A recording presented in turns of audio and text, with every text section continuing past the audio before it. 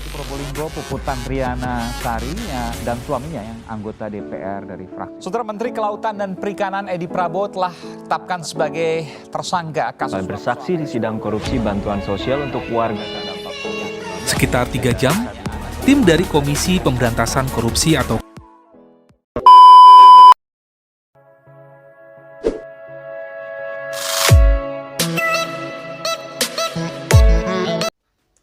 Halo teman-teman semua, welcome back to Tugas Latsar.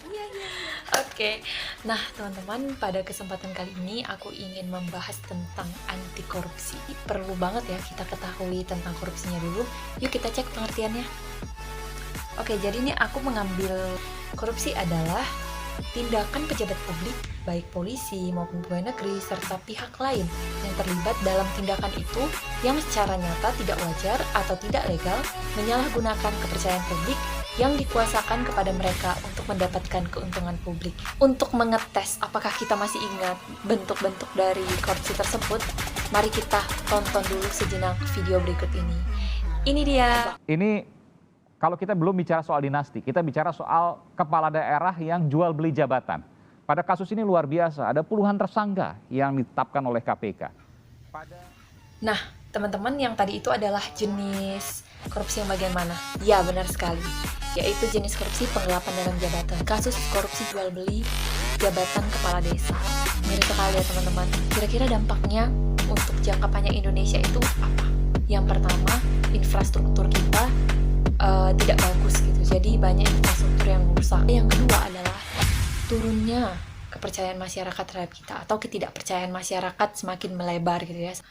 Nah, yang ketiga adalah dampaknya itu dalam jangka panjang dapat menyebabkan kemiskinan. Kita sebagai generasi yang akan melanjutkan tonggak perjuangan negara ini, kita perlu apa teman-teman? Kita nggak boleh dong membiarkan semua dampak-dampak ini terjadi pada nanti waktunya kita gitu. Nah, teman-teman, karena itu kita sekarang perlu untuk menerapkan perilaku anti korupsi. Kita harus tahu dulu dong, apa saja nilai-nilai anti korupsi itu. Ini dia. Adapun nilai anti korupsi yang pertama adalah jujur, kemudian ada peduli, saling mempedulikan antar sesama manusia tentunya, kemudian ada mandiri dan hidup disiplin, kemudian ada hidup penuh tanggung jawab dan selalu mempunyai niat untuk bekerja keras, kemudian memiliki gaya hidup yang sederhana, dan yang terakhir adalah berani mengatakan tidak pada yang tidak benar dan bersikap adil. Nah, teman-teman udah tahu kan 9 nilai anti korupsi tersebut? Oke, tentu saja kita harus tahu apa-apa aja sih dasar yang kita butuhkan untuk menginternalisasi nilai-nilai tersebut.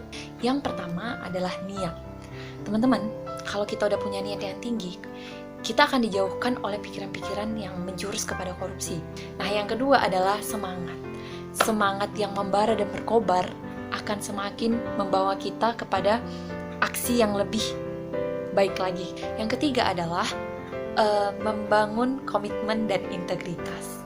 Nah, ketika kita udah punya niat nih, kita udah punya semangat, ya untuk apa kalau misalnya itu hanya hidup dalam satu titik aja gitu. Kita tidak akan membiarkan itu redup, teman. Mungkin itu aja dari aku. Semangat untuk melanjutkan perjuangan bangsa ini. Hidup anti korupsi.